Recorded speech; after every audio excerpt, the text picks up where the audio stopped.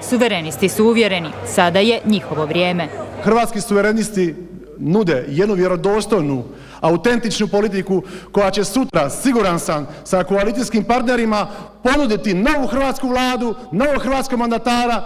Program temelje na nacionalnim i kršćanskim vrijednostima. Nacionalnost žele određivati po državljanstvu. Svi hrvatski državljani će biti u svim osobnim dokumentima, pisat će im da su oni po nacionalnosti Hrvati. Mijenjali bi i preambulu Ustava. Ne smije biti više mjesta antifašizmu. Izborni zakon. Jedino pošteno rješenje je da svi, i u Hrvatskoj i izvan nje, budemo jedna izborna jedinica, a uvešćemo svakako i dopisno elektronsko glasovanje. Žele donijeti i zakon o lustraciji, a pročešljali bi i pretvorbu i privatizaciju. Nešto je koštalo 10 milijuna kuna, država je prodala nekom, on je platio samo 1 milijun kuna, znači nije vlasnik 100%, nego ima samo 10% vlasništva.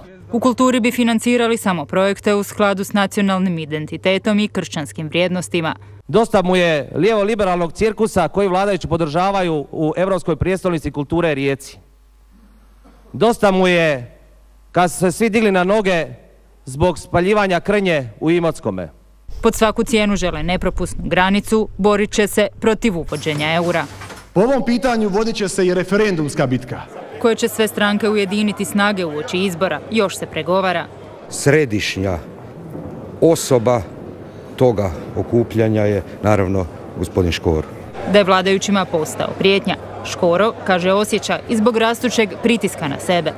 Povuću se ako treba iz svega, iz politike nikada i bit ću im vječiti kamenčić u cipeli koji će ih koštati izbora. Mi ćemo na izborima postići takav rezultat da ćemo bez tih uhljeba moći napraviti vlast. Ipak oko suradnje s HDZ-om, suverenisti još nemaju jedinstven stav.